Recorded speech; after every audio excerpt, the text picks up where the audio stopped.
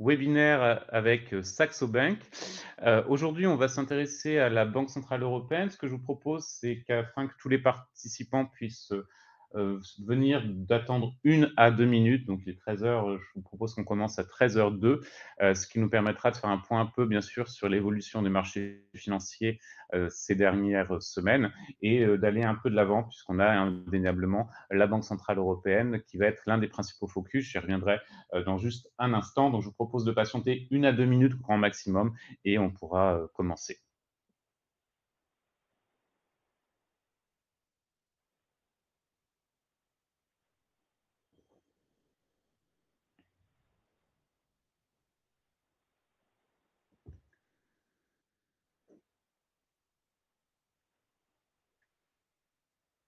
Ce que je vous propose, c'est qu'on commence effectivement par voir quel est l'état aujourd'hui du point de vue macroéconomique. On aura en fait une présentation en 2 grandes parties, voire même 3 finalement, puisque dans un premier temps, je ferai, cet aspect un peu macroéconomique, marché financier. Ensuite, mon collègue vous fera une démonstration, et parlera un peu analyse technique sur la plateforme de Saxo Bank et on réservera un temps, bien évidemment au niveau, des différentes questions. Donc je vous invite à patienter. Vous avez le chat sur lequel vous pouvez poser à tout moment vos questions. Si elles sont liées, aux propos qu'on est en train d'évoquer, bien évidemment, j'essaierai de rebondir dessus, mais dans tous les cas, on aura un temps après les 2 présentations pour évoquer ces différentes questions. Le premier aspect, bon, vous le voyez, vous pouvez nous suivre sur les différents réseaux sociaux, donc je vous invite à le faire et on pourra ajouter même, j'ai oublié d'ajouter, mais puisque c'est tout récent aussi éventuellement, si vous le souhaitez, sur Instagram. Le premier graphique que je vous présente aujourd'hui, avant qu'on entre très clairement sur la Banque centrale européenne, c'est tout simplement de discuter de ce qui se passe sur les marchés financiers. Bon, j'ai pas besoin de revenir, vous l'avez vu, on a plutôt de fortes turbulences. On est sur des marchés, à quelques exceptions près, qui sont plutôt sur la baisse. Si on regarde à l'heure actuelle, vous avez essentiellement au niveau du CAC 40, donc les principales valeurs à la Bourse de Paris, 3 valeurs qui sont encore dans le vert si on regarde depuis le début de l'année.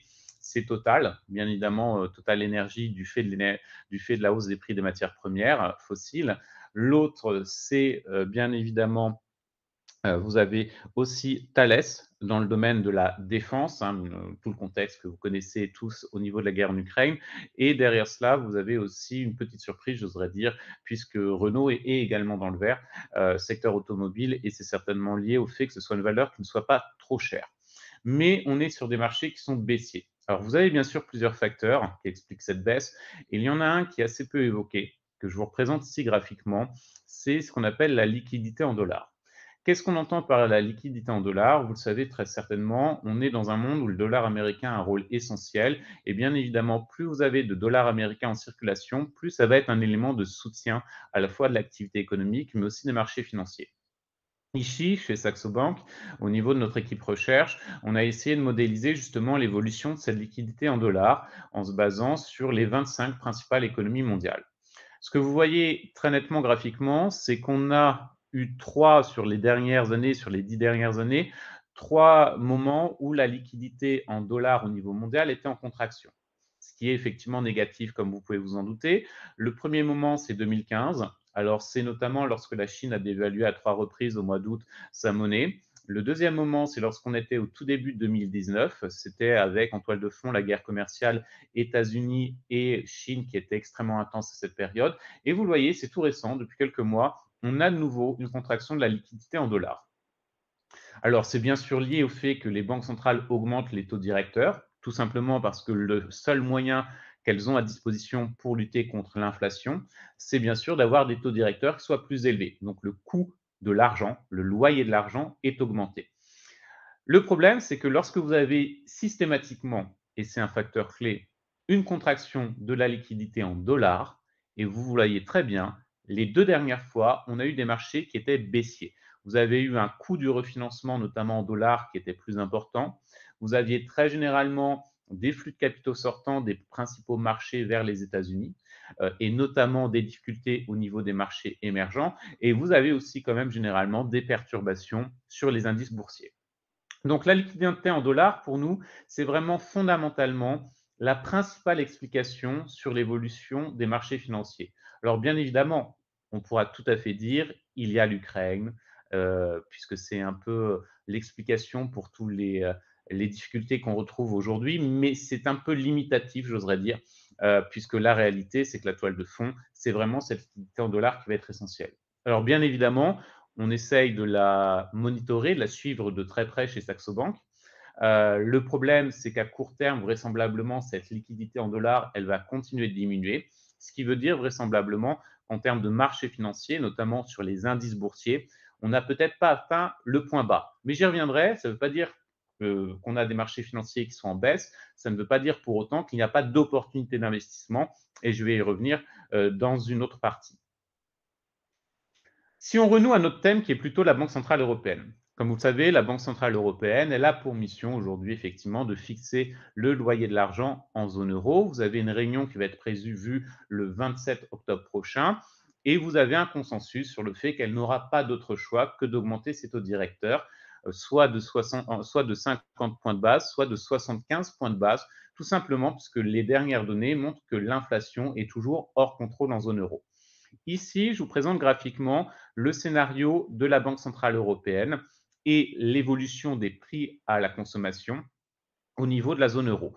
La ligne rouge, c'est l'indice des prix à la consommation en zone euro et vous le voyez qui ne cesse d'augmenter. De l'autre côté, vous avez les prévisions de la BCE, donc en pointillé. À la fois, ligne verte, c'est pour le scénario central et ligne jaune, c'est pour le scénario, j'oserais dire, le plus optimiste. La réalité, c'est que vous voyez le scénario optimiste, il est déjà dépassé, puisque en ligne bleue, l'indice des prix à la consommation est déjà au-delà de 9%. Donc, même le scénario central, d'ailleurs, est dépassé. Ce que je veux vous faire passer comme message aujourd'hui, c'est que, et j'en discutais lorsque j'ai croisé récemment sur un plateau télé le chef de la conjoncture de l'INSEE, que vous connaissez certainement au niveau de l'INSEE, aujourd'hui, on n'a pas de visibilité pour savoir, au-delà de 3 mois, quelles vont être les tendances en termes d'inflation. Alors, vous le voyez, la BCE se trompe vraisemblablement sur ses prévisions d'inflation, puisqu'elles sont déjà erronées et finalement, l'inflation est supérieure à ses attentes. Ce qui est bien sûr un élément qui va l'inciter à durcir sa politique monétaire davantage, et notamment le 27 octobre lorsqu'elle va se réunir. Donc, c'est une date clé, bien sûr, à prendre en considération. Mais derrière cela, la réalité, c'est que même si la BCE se trompe, il est un peu aisé de justement mettre en avant le fait qu'elle se trompe, tout simplement, comme je vous le dis, parce qu'on a très peu de visibilité dans le contexte actuel. L'une des réalités en économie, c'est qu'on sait assez mal prévoir l'évolution de l'inflation, surtout quand on a une évolution de l'inflation qui est très volatile. Donc ça veut dire quoi? Ça veut dire qu'aujourd'hui, les marchés, pour rebondir durablement, ils auraient besoin, dans un monde idéal, de visibilité. C'est-à-dire qu'on sache, par exemple, en début d'année prochaine, où on sera en termes de politique monétaire, par exemple en zone euro. La réalité, c'est que savoir quelle va être la politique monétaire en janvier, février, mars de l'année prochaine, c'est impossible d'avoir une simple idée parce qu'aujourd'hui, on n'a pas de visibilité sur les indicateurs macroéconomiques. Donc, on est vraiment dans une zone d'incertitude à très court terme sur les marchés financiers, ce qui fait aussi que c'est un élément qui va dans le sens que, dans mon scénario, sur le fait qu'on n'a probablement pas atteint le point bas sur les marchés financiers. Mais là encore, j'insiste, ça ne veut pas dire qu'il faille se désengager du marché. J'ai un de mes collègues que je nommerai pas chez Saxo Bank évidemment, un de mes collègues économistes qui a conseillé récemment dans une interview de détenir du cash. C'est certainement le pire conseil qu'on puisse donner, puisque détenir du cash dans un monde d'inflation durable, vous vous appauvrissez. Donc il faut plutôt diversifier, mais j'y reviendrai dans un instant. Ça, c'est un autre graphique qui est important pour la BCE, avant sa réunion du 27 octobre. C'est l'indice de risque systémique qui est créé par la Banque centrale européenne. Cet indice de risque systémique, il est basé sur de très nombreux indicateurs de marché, par exemple le taux d'emprunt entre des principaux pays, le différentiel de taux d'emprunt entre l'Allemagne et les autres pays, l'évolution du taux de change, notamment bien sûr de l'euro-dollar, etc. Et vous voyez que notre indicateur de risque systémique, il est à peu près au niveau de 2011. 2011, vous vous en souvenez très certainement, même si vous étiez peut-être pas sur les marchés financiers, c'est la période où on avait une crise de la dette souveraine en zone euro. Alors, point divergent, on n'est pas exactement sur les mêmes problématiques. C'est-à-dire que les tensions de marché, elles sont d'ampleur similaire. En revanche, la réaction du marché, l'interprétation qui est faite de ces tensions est un peu différente. En 2011, vous vous souvenez, on avait un risque d'éclatement de la zone euro. Aujourd'hui, ce n'est très clairement pas un sujet, même pour des pays lourdement endettés comme l'Italie. En revanche, bien évidemment, le fait que ce risque systémique s'accentue va être bien sûr un indicateur pour la BCE qu'elle va devoir surveiller. Mais elle est bloquée. Normalement, lorsqu'elle a cet indicateur de risque systémique, elle va normalement avoir une politique monétaire qui est un peu plus accommodante. Donc, elle va soutenir les marchés. La réalité, c'est qu'elle ne peut pas à la fois soutenir les marchés, donc réduire cet indicateur de risque systémique, et en même temps lutter contre l'inflation, qui était mon slide précédent. Donc, elle a une priorité aujourd'hui, et c'est certainement la bonne priorité, c'est de lutter contre l'inflation. Ce qui veut dire qu'elle va continuer d'augmenter ses taux directeurs. En revanche, effectivement, ça veut dire derrière cela que vous allez avoir un peu plus de perturbations sur les marchés financiers. Vous l'avez certainement vu, on a quand même un fort retour de la volatilité, y compris par exemple sur le marché des changes où ça avait été un peu disparu ces derniers temps.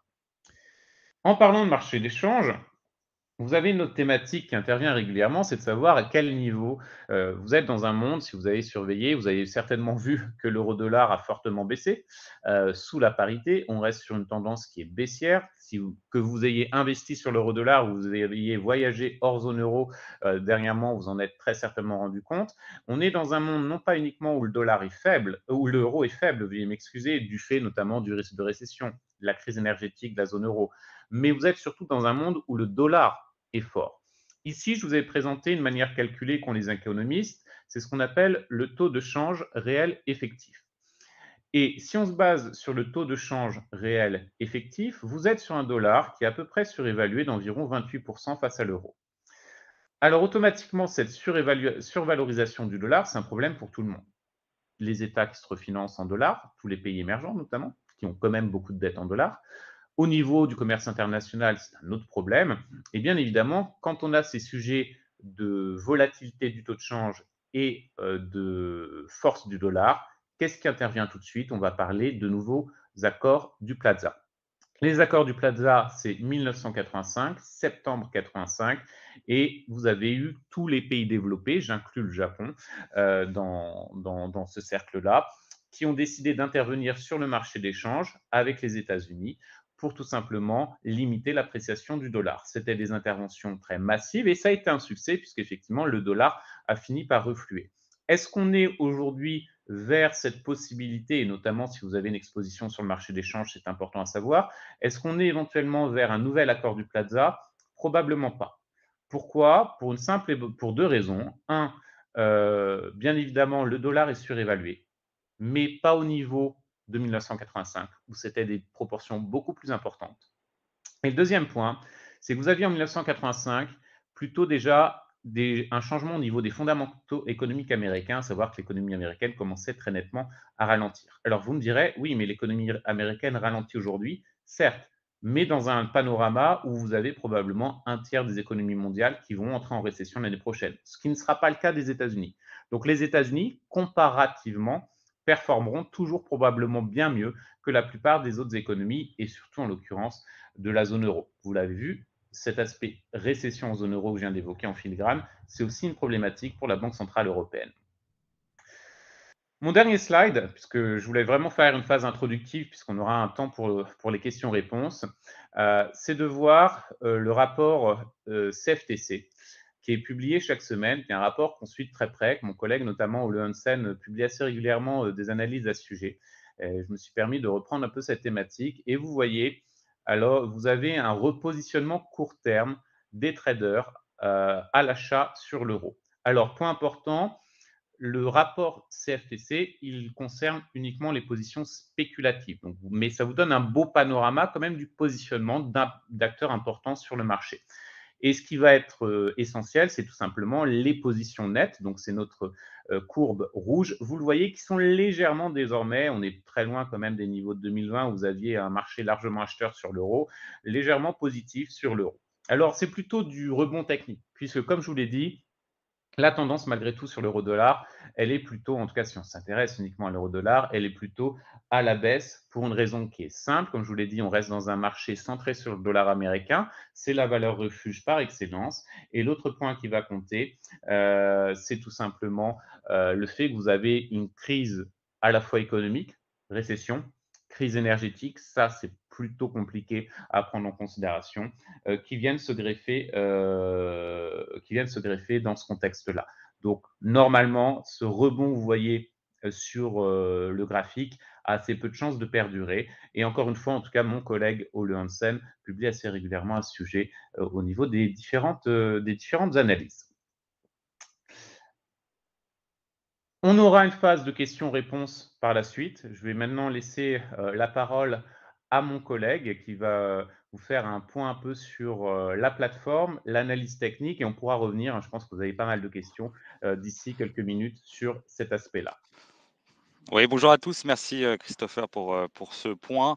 Donc effectivement, le concept, de ces, séries de webinaires donc qui est nouveau, hein, c'est effectivement de faire un point, marché, au début, macro et puis ensuite de voir comment on peut mettre cela en pratique concrètement sur la plateforme, que ça soit au niveau de l'analyse technique ou, effectivement de stratégie autour de différents produits. Donc ça, on pourra être amené à étudier des produits dérivés, des produits plus basiques, des combinaisons entre des produits dérivés et des produits assez simples. Donc, merci Christopher pour cette introduction. Alors, effectivement, il y a eu un focus sur la zone euro pour commencer. Donc, c'est à ce titre qu'on aimerait effectivement commencer une par évaluer une stratégie de trading ou les possibilités avec ce qu'on appelle, des contrats, à terme ou des futurs notamment sur indices. Alors il existe des futurs sur plusieurs matières premières, hein, et également sur les indices, sur les changes. Aujourd'hui, on va se focaliser sur les indices et on va se focaliser notamment sur l'Eurostoxx. Alors qu'est-ce que c'est, que l'Eurostoxx? L'Eurostoxx, c'est les 50 plus grosses capitalisations européennes. Alors, ce qui est intéressant avec l'Eurostoxx par rapport au CAC 40, tout simplement, c'est que dans l'Eurostoxx, on va retrouver des grosses capitalisations européennes et donc françaises. On va retrouver du LVMH, on va retrouver du Air Liquide, du L'Oréal, mais aussi on va pouvoir être exposé à des capitalisations allemandes telles que de l'Adidas. Alors, concrètement sur la plateforme, pour trouver, voilà, ces instruments, déjà, il faut activer les produits, donc depuis les paramètres en haut à droite. Les paramètres, vous pouvez activer les produits, depuis les produits de trading. Vous activez, les, futurs ou contrats à terme.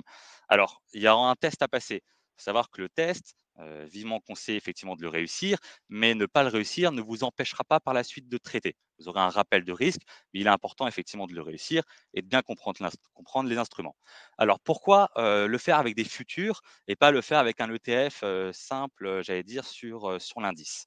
Alors le faire avec un futur, ça a une dimension, j'allais dire, supérieure dans le sens où vous pouvez être très bien acheteur sur l'indice que vendeur. C'est-à-dire que vous pouvez parier à la hausse comme parier à la baisse sur l'indice. Et c'est vrai qu'en dans ce contexte, voilà, de forte volatilité, il est important de pouvoir, prendre, j'allais dire, bénéfice de toutes les opportunités du marché. Alors, effectivement, c'est des produits qui ont certaines caractéristiques. Donc, on va regarder ensemble quelles sont les caractéristiques de ce produit. Donc, une fois que vous avez activé les futurs, les contrats à terme, hein, c'est la même chose depuis les produits de trading. Vous pouvez vous mettre dans votre liste de favoris ici ou alors dans la barre de recherche là, et puis ajouter effectivement, vous tapez Eurostox et vous allez trouver, ici, le futur Eurostoxx. Alors, on va, effectivement, regarder quelles sont ses caractéristiques pour ensuite établir une stratégie avec l'analyse technique. Parce que c'est vrai que alors, il y a beaucoup de partisans, hein, ou que de l'analyse technique ou que du fondamental. Nous, effectivement, on a une vision, voilà, plus modérée. On pense que les 2 sont importants. L'analyse fondamentale va effectivement donner la ligne directrice, la tendance générale. Donc là, on est clairement sur une tendance baissière, depuis le mois déjà de novembre dernier, accentuée depuis janvier, qui est due effectivement à tous les fondamentaux, que ça soit les problématiques, d'inflation, que ce soit la crise énergétique. Il y a, voilà, une tendance de fond qui est dictée par l'analyse fondamentale Mais ensuite, et c'est ce qui nous intéresse aujourd'hui, en cette deuxième partie de webinaire, c'est de savoir comment l'analyse technique ou est-ce que l'analyse technique peut nous aider à trouver des points d'entrée, des points de sortie, heu, surtout dans cette configuration de marché qui est très volatile. Donc il faut savoir que quand plus c'est volatile, plus l'analyse technique fonctionne. Pourquoi elle fonctionne? Parce que les investisseurs ont beaucoup d'éléments à intégrer, beaucoup d'informations à digérer et par conséquent, ils se, rattachent, ils se raccrochent, à ce qu'ils connaissent. Et l'analyse technique, c'est quelque chose, voilà, qui ne bouge pas. Il y a quelques indicateurs à utiliser qui sont importants. Alors moi, je ne suis pas du tout partisan, de, vous présenter une dizaine d'indicateurs, tellement qu'on ne puisse plus effectivement analyser les prix, comme on le voudrait. Donc je vais vous montrer quelques indicateurs, par la suite importants à utiliser pour établir sa stratégie de trading. Avant ça, on va commencer à regarder le produit qu'on va utiliser. Donc on a parlé du futur. Donc le futur, c'est un produit qui se traite avec une marge. Donc qui dit marge dit effectivement effet de levier. Alors il est, mesuré, c'est-à-dire qu'on va vous demander pour ouvrir une position ce qu'on appelle un dépôt de garantie. Donc ici pour l'Eurostoxx, on va vous demander d'avoir sur le compte au moins 4 050 € pour ouvrir la position. Alors je vous rassure tout de suite, même si vous n'avez pas ces 4 050 €, il existe, des, contrats de taille plus petite. Mais aujourd'hui, on va regarder le standardisé, celui qui est, voilà, qui a été fait par la place boursière et qui est le plus traité, donc le plus liquide. Alors on voit effectivement ici, alors pour vous remettre un peu un petit rappel, donc pour voir les conditions de trading, on clique droit sur l'instrument, on fait conditions de trading, caractéristiques, on voit les marges qui sont demandées et ensuite, effectivement, on voit d'autres informations. Donc, première information, on traite sur l'Eurex. L'Eurex, c'est simplement la bourse des dérivés en Allemagne. L'Eurostoxx traite sur la bourse des produits dérivés en Allemagne. Comme en France, on aurait Euronext Equity Derivatives. euh, En Allemagne, on a Eurex. Donc, le secteur, c'est sur un indice. Et ce qui est extrêmement important ici, c'est ce qu'on appelle la taille du contrat. Chaque contrat étant standardisé, ils ont une taille qui est prédéfinie. C'est valable pour que ce soit sur un contrat futur sur le CAC 40 ou que ça soit sur le pétrole, ou que ça soit sur des devises. Ici, sur l'Eurostock, c'est 10 fois l'indice. Qu'est-ce que ça veut dire 10 fois l'indice? Ça veut dire que si vous prenez une position, et on va la prendre ensemble, hein, tout à l'heure, on va la prendre ensemble. Si on prend une position, donc un contrat, on va être exposé à 10 fois l'indice. Ici, l'Eurostock cotant dans les 3 345, vous aurez une exposition un peu plus de 33 000 euros. Aussi extrêmement important, et ça, c'est peut-être le plus important afin d'établir sa stratégie et son money management, c'est qu'en fait, être à 10 fois l'indice, ça veut tout simplement dire être à 10 € du point. Être à 10 € du point. Donc, si l'Eurostoxx passe de 3 346 à 3 347, vous gagnez ou vous perdez 10 euros. Et donc ça, c'est important pour pouvoir ensuite définir son risk management ou son money management. Alors, autre information extrêmement importante, vous avez des heures de trading qui sont conséquentes. C'est-à-dire que, on sait, le marché, par exemple, là, si vous traitez les valeurs du CAC 40, vous allez négocier de 9 h à 17 h 35 avec le fixing. Puis ensuite, vous n'aurez pas, la main, pour, gérer votre risque. Alors que sur les futurs, les horaires de cotation sont élargis.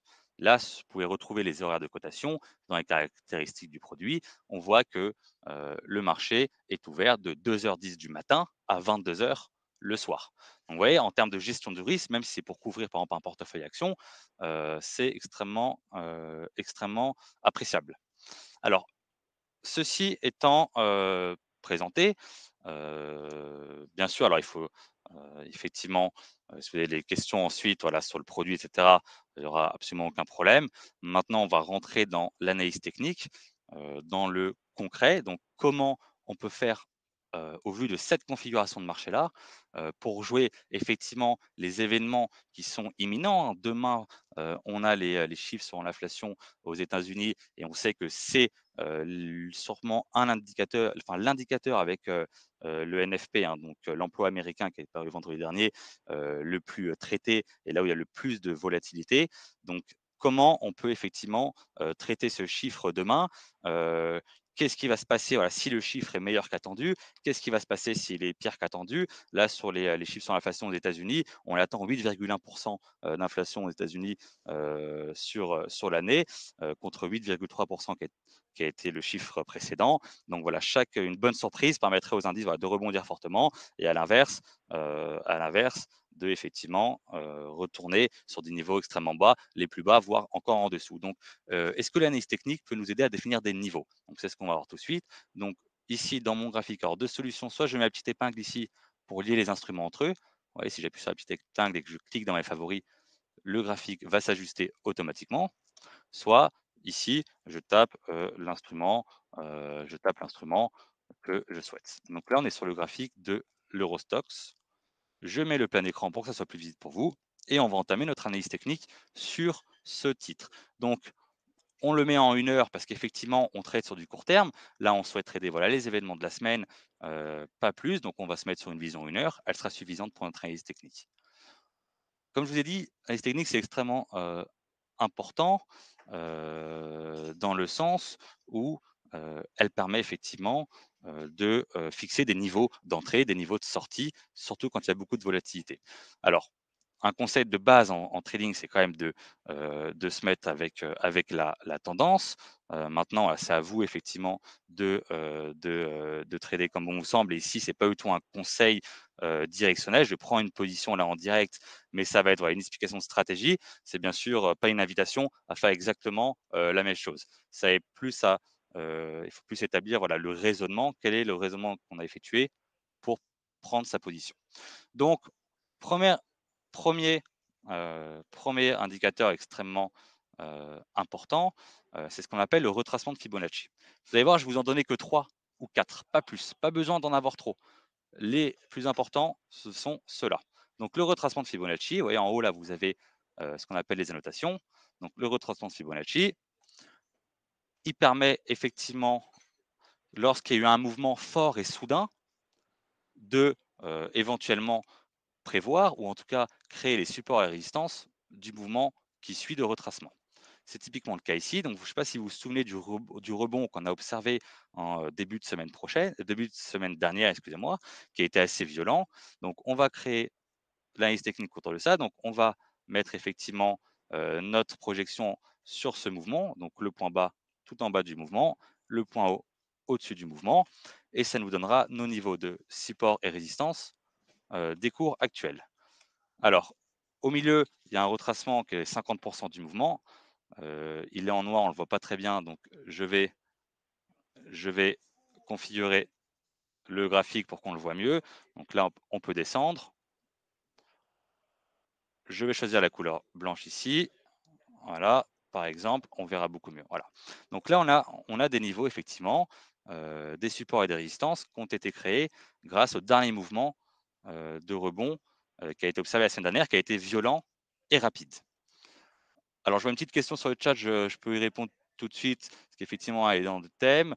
Alors, puis-je traiter des futurs sur matières premières, gaz ou pétrole? Alors, effectivement, hein, donc les futurs, on peut les traiter sur des matières premières, que ce soit effectivement du pétrole, du gaz ou encore des matières premières agricoles. Ça peut être du blé. Alors, il existe des futurs pour à peu près tous les sous-jacents. Et la force de la plateforme Saxo, c'est que vous y avez effectivement accès, au même titre que des professionnels dans peut-être d'autres banques ou dans les salles de marché. Voilà, vous avez accès aux mêmes produits.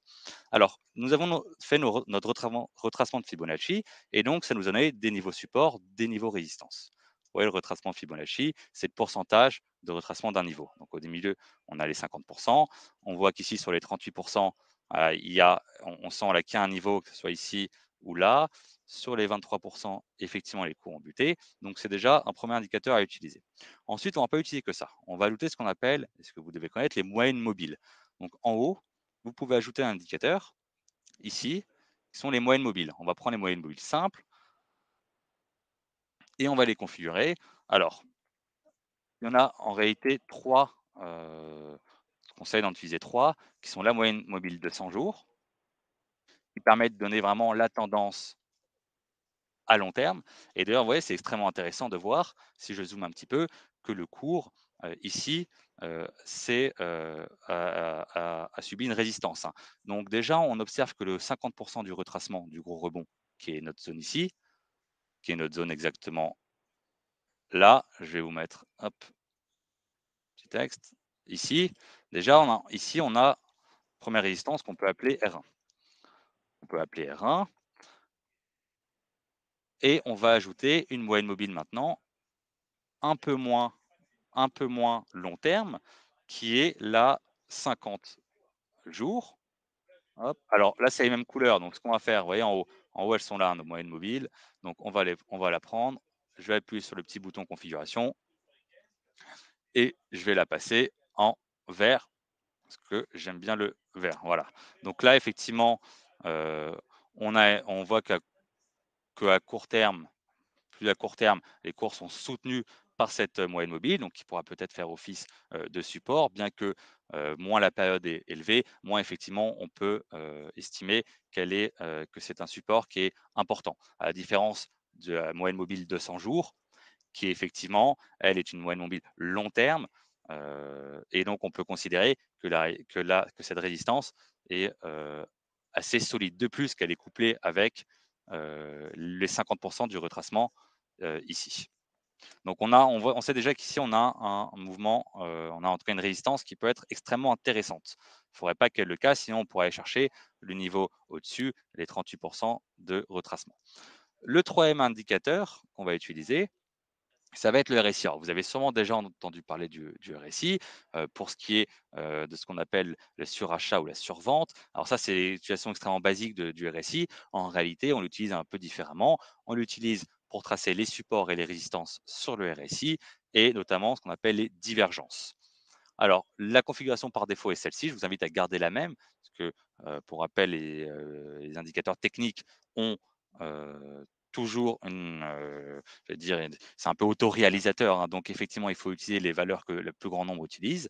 Donc, on est sur des périodes de 14 jours. La borne haute, c'est 70, la borne basse, c'est 30 et on peut garder la moyenne. Donc, voilà, une fois, on a notre éditeur qui vient de se positionner ici. Ce qui est intéressant de constater, c'est que déjà, on n'est ni en surachat, ni en survente à court terme. C'est-à-dire que, il y a un potentiel des 2 côtés. Il y a un potentiel des 2 côtés. On peut dire que le potentiel sur le RSI n'est pas épuisé d'un côté, n'est ni épuisé dans l'autre. On avait dit que voilà, le RSI, c'était, surtout important pour, ce qui est des, supports et résistances sur le RSI. Donc ce qu'on va faire, c'est qu'on va prendre une ligne horizontale et on va essayer de trouver une résistance sur le RSI. Alors là, typiquement, voilà, là, on a un point, voilà, où ici, ça a buté, même si je pousse un peu plus ici, ici, là et là. Donc là, on voit qu'on a une résistance sur le RSI. Donc on a une résistance sur la moyenne mobile qui est là, 200 jours. On a une résistance au niveau de notre Fibonacci ici. Et en plus, on voit que notre RSI, il y a une résistance, ce qui veut dire que le potentiel d'aller plus haut est globalement très limité. Donc, sachant que je veux augmenter les probabilités de gain, je vais trader bien entendu avec la tendance générale. La tendance générale est baissière. Donc là, je souhaite me positionner en conséquence, créer ma stratégie en conséquence. Déjà, j'ai mon stop loss. Je sais que si effectivement, si le cours, alors je vais prendre hop, la petite mesure, donc actuellement on vaut 3343. Je sais que si le cours euh, arrive sur ce niveau-là, je vais me mettre juste là, soit 22 points au-dessus, après on dira 20 points, hein, 22 points au-dessus, je suis en zone délicate si je prends une position vendeuse, parce qu'il y a la probabilité que si le cours casse cette résistance, le cours aille beaucoup plus haut. Donc, je mets mon premier niveau, si je considère travailler le marché à la baisse, je mets mon premier niveau de résistance sur ce niveau-là. Qu'en est-il de mon take profit? Alors, il faut toujours savoir une règle basique de money management, c'est effectivement d'avoir un ratio gain-perte qui soit intéressant. C'est-à-dire que même si je m'en trompe la majorité du temps, je reste gagnant. Donc je vais aller chercher, un take profit, qui serait au moins 3 fois supérieur. Donc quelles sont, les zones où potentiellement les cours, s'ils viendraient effectivement avoir une mauvaise nouvelle demain sur les chiffres sur l'inflation, pourrait venir, buter. Donc, je regarde effectivement les autres niveaux. Je vois qu'ici, alors en violet, hein, on a, on a un niveau, sur notre Fibonacci. Donc effectivement, je peux considérer que, le marché, voilà, s'il chute, il ira chercher, ce, niveau, ce retracement de Fibonacci, qui est juste, là. Donc pour que ça soit un peu plus visible, je vais mettre, hop, mon support, un support ici, hop, à 3300. Donc 3300 pour être précis, hop, là je peux mettre la valeur directement, 3300. Donc là, j'ai, effectivement mon support. Donc je vais aller travailler le marché jusqu'ici. Donc dans l'idée de travailler le marché à la baisse, je mettrai mon take profit ici. Donc maintenant, on va prendre la position. Donc je clique droit sur le graphique, je fais nouvelle opération. Donc le graphique, enfin le ticket d'ordre, il a rien de plus qu'un ticket d'ordre assez classique, hein. Donc je passe mon ordre au marché, je souhaite exécuter tout de suite. Par contre, on a dit qu'on allait travailler le marché davantage à la baisse parce qu'on a une résistance, voilà, qui est juste au-dessus de nous et que, effectivement la tendance générale étant, à la baisse, on va essayer de travailler le marché à la baisse sur cette stratégie-là. Donc je vais vendre un contrat. Alors on va regarder un peu quelles sont les informations détaillées. On a une valeur nominale de 33 460. Vous vous rappelez, c'est le prix actuel de mon futur, donc là on vaut 3347 fois la taille du contrat qui est de 10. Donc on a une valeur nominale de 33 450. On va me demander d'avoir sur le compte une marge de 4050 pour prendre la position, c'est ce qu'on appelle le dépôt de garantie. Vous avez déposé 4050 € sur le compte, vous les avez déjà sur le compte, question ne se posera pas, et on vous permettra de prendre cette exposition. Concrètement, je vais passer l'ordre. Voilà. Donc voilà, j'ai ma confirmation ici. On me demande d'ajouter ma limite stop. Ça tombe bien, je l'ai déjà défini en amont. Je l'ai déjà défini en amont. Et donc, je vais vous montrer comment, depuis le graphique, on peut placer sa limite et son stop. Donc, je vais cliquer, vous voyez, sur le petit bouton qui est en haut de votre graphique, passer un ordre. Donc là, c'est pour clôturer la position. Donc, c'est pour clôturer la position, ça va être pour la racheter. Donc, je clique sur achat et vous voyez, je peux ici gérer effectivement ma position. Alors ça, c'est extrêmement intéressant, hein, pour ceux qui font de l'analyse technique, c'est extrêmement intéressant. Vous pouvez, voilà, calibrer vos ordres directement depuis le graphique. Et vous voyez, là, il y a le prix. Dès que je passe en dessous, ça devient une limite, mon take profit. Dès que je passe au-dessus, ça devient un stop. Donc on avait dit que j'allais mettre mon stop sur cette zone ici, là où il y a ma petite flèche. Donc là, je vais mettre mon niveau stop, où je prendrai mes pertes si jamais le marché ne va pas dans mon sens. Donc, je confirme, mon ordre est placé, il est là. Je vais faire pareil pour mon take profit. Donc je vais le faire coulisser pour l'amener ici, rappelez-vous, sur le retracement de Fibonacci sans ma projection, qui est en fait mon objectif de cours. Pour récupérer mes gains, je le mets là, parfait. Qu'est-ce que je vais faire d'autre? Pour que ça soit plus visible, je fais un clic droit sur mon écran et j'affiche les ordres, j'affiche les positions, j'affiche les lignes d'ordre et les lignes de position. Voilà, donc là, regardez à gauche, j'ai mon stop qui est ici, j'ai ma limite qui est là, j'ai un ratio, qui est en tout cas supérieur pour mon take profit. Vous voyez, j'ai un take profit qui a plus de 50 €, alors que mon stop loss est à peu près 20 € de moins. Donc là, j'ai ma position. Alors, hop, je vais supprimer celle-ci. Donc voilà ma stratégie. J'ai pris position short, on peut le voir avec le petit curseur ici, c'est la ligne rouge, hein, c'est ma position qui est short. J'ai mon take profit sur ma résistance là. J'ai mon stop loss, j'ai mon stop loss sur ma mon take profit donc sur mon support, mais qui est take profit, sachant que je travaille le marché à la baisse, donc qui est là. Voilà, donc là on peut l'appeler ça. Et voilà. Et là, j'ai mon plan de trading. C'est-à-dire que je sais que demain, si le marché va dans mon sens, il y a des fortes probabilités qu'il aille sur le support plus bas. donc me faisant gagner 50 points. Et ensuite, on va voir, hein, on va calculer ensemble les profits et les pertes possibles. Et si jamais le marché va pas dans mon sens, j'ai ma résistance qui est juste là et qui est mon stop loss. Alors, l'analyse technique étant faite, donc on a notre plan de trading, on va retourner dans l'onglet position et on voit ici notre position. Donc, concrètement, qu'est-ce que c'est que cette position? Comment on l'analyse en termes de profit ou pertes? Alors rappelez-vous, on avait dit que le futur sur Eurostoxx, c'était 10 fois l'indice. Donc si je fais mon cours actuel, vous voyez le prix actuel, les 3 345 juste ici, moins les 3 347 fois les 10, fois les 10 moins les frais de courtage, ça nous donne notre profit ou notre perte. Voilà, c'est simplement le prix actuel, effectivement, moins votre prix d'entrée, fois la taille du contrat qui est de 10. Donc, c'est comme ça qu'on calcule son PNL. Vous voyez que là, l'exposition est de 33 400, enfin moins 33 400 parce que je suis court, hein, je suis vendeur, je parie à la baisse sur le marché. Et donc, effectivement, j'ai une exposition qui est là en négatif. Alors, on peut retrouver mes ordres ici. Vous vous rappelez les ordres qu'on a placés directement sur le graphique? On les retrouve ici, hein. Donc, ma limite et mon stop. Ma limite et mon stop. On peut retrouver les détails de la position via le petit i d'information qui est là.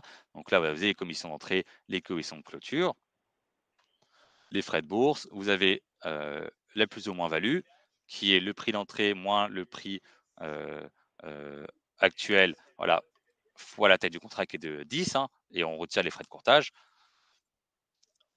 Ça, voilà, c'est notre position. Donc maintenant, au moins, on a notre plan de trading. On sait que quoi qu'il se passe demain, en fonction des résultats, j'ai mon niveau de stop et j'ai mon niveau de take profit. Donc j'ai mon plan de trading et ça c'est extrêmement important.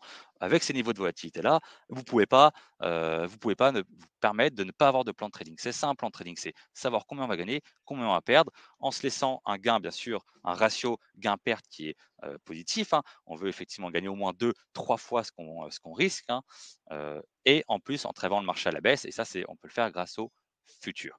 Alors, au fur et à mesure des webinaires, on verra, hein, différents produits. On pourra voir effectivement différents sur des produits dérivés. On pourra voir introduire les options, on pourra introduire d'autres sous-jacents sur les futurs. Voilà, ça sera toutes les semaines en fonction de l'actualité pour voir comment mettre ça en place. Alors, je vous ai gardé quand même une petite surprise pour la fin. Petite surprise pour la fin, concernant, là, cette fois-ci, le marché américain. Alors on sait que c'est le début de la saison des résultats aux États-Unis et que, les, grosses entreprises commencent à publier dès cette semaine et sur les semaines suivantes.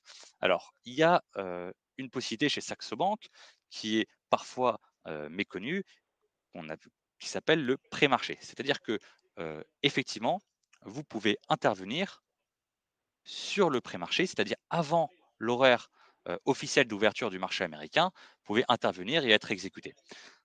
Pour être très précis, sera à partir de 13 h, heure de Paris, que vous pouvez être exécuté. Je vais vous montrer comment procéder. Alors, un exemple très concret d'aujourd'hui, à midi aujourd'hui, heure de Paris, hein, il y a eu les résultats de Pepsi. On a eu le résultat de Pepsi, euh, et donc effectivement, ça a eu un impact sur le cours du pré-marché instantanément. Comment procéder si on veut traiter Pepsi déjà à partir de 13 h? Donc là, tout de suite, on peut être exécuté. Vous pouvez être exécuté chez vous sur votre plateforme sur Pepsi. Il vous suffit d'ouvrir un ticket d'opération sur Pepsi. Dans le type d'ordre, vous choisissez algorithmique. S'il n'est pas visible, utilisez les ordres avancés ici. Algorithmique. La stratégie, vous sélectionnez limite pré-marché. Il y a plein d'autres stratégies, on ne va pas s'attarder là-dessus. Nous, ce qui nous intéresse, c'est limite pré-marché.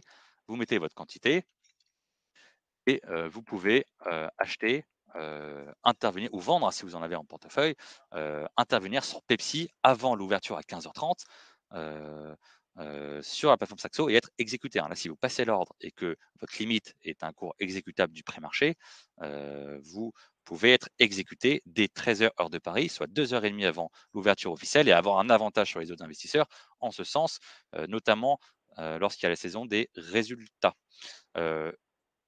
comme une bonne nouvelle ne vient jamais seule, là, il faut passer par les ordres algorithmiques, mais effectivement, heu, ça, bon, voilà, c'est pas encore officiel, mais je vous l'annonce, on d'ici ce trimestre ou le prochain trimestre, ça sera, directement intégré à vos tickets d'opération. Il y aura pas besoin de passer par un ordre algorithmique.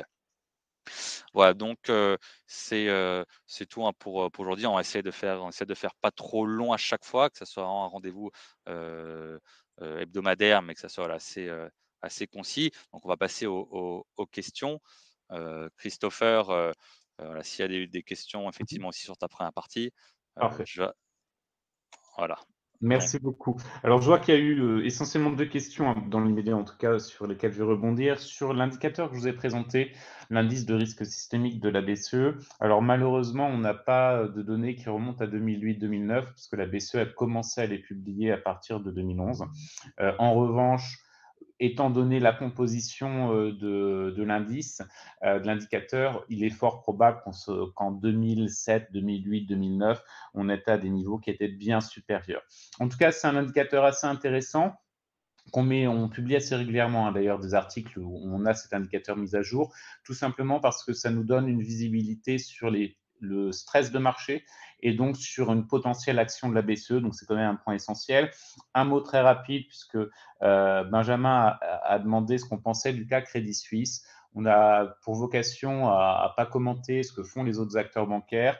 La seule chose que je peux mentionner, c'est que chez Saxo, on n'a pas plus d'informations que n'importe quel autre acteur aujourd'hui sur la situation de Crédit Suisse. On sait, et les notes d'analyste le montrent depuis l'été, puisque ce n'est pas une nouvelle, on savait depuis l'été en tout cas que Crédit Suisse devait faire une restructuration, voire une recapitalisation.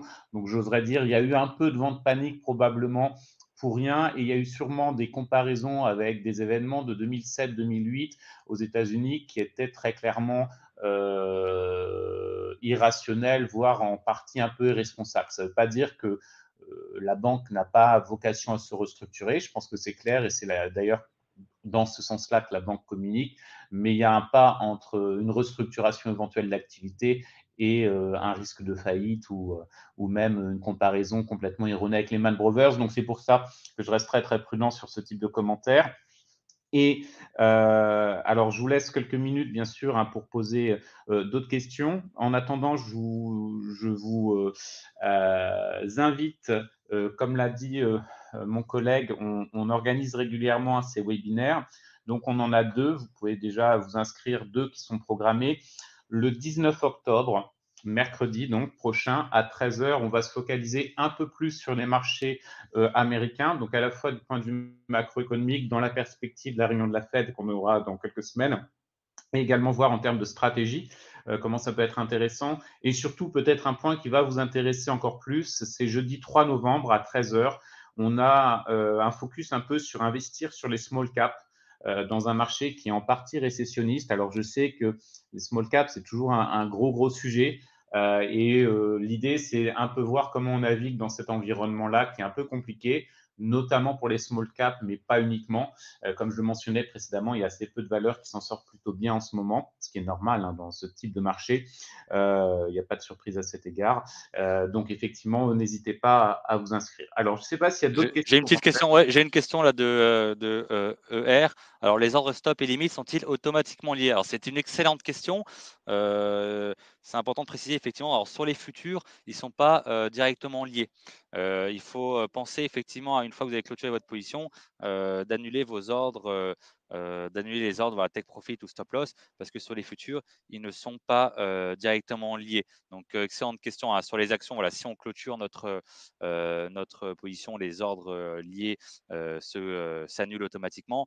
Là, ce n'est pas le cas. Alors, ils ne sont pas liés, par contre, ils sont ce qu'on appelle OCO, c'est-à-dire que si le take profit ou le stop loss est touché, on annule l'autre ordre, hein. Donc, si dans vos ordres liés, un des deux ordres est touché, ça annulera l'autre. Par contre, si vous clôturez vous-même la position, il faudra penser à annuler les deux ordres qui sont restés en suspens. Superbe. Je crois que DE a une autre question pour toi sur un ordre au CO. Alors, passer un ordre au CO, ça reviendrait en même, que de placer, une limite et un stop, hein. C'est-à-dire que vous auriez votre position, sur le futur et puis à côté de ça, vous allez ouvrir en fait un nouveau ticket d'opération et vous allez passer un ordre au CO, hein, qui est ici. Donc en fait ça, qui est en fait une limite et un stop, hein. Un ordre au CO, c'est juste une limite et un stop où, quand l'un est touché, ça annule l'autre. Mais par contre, si on le place, il faudra et qu'on ferme manuellement notre position, il faudra quand même penser à aller, les annuler, ici. Superbe.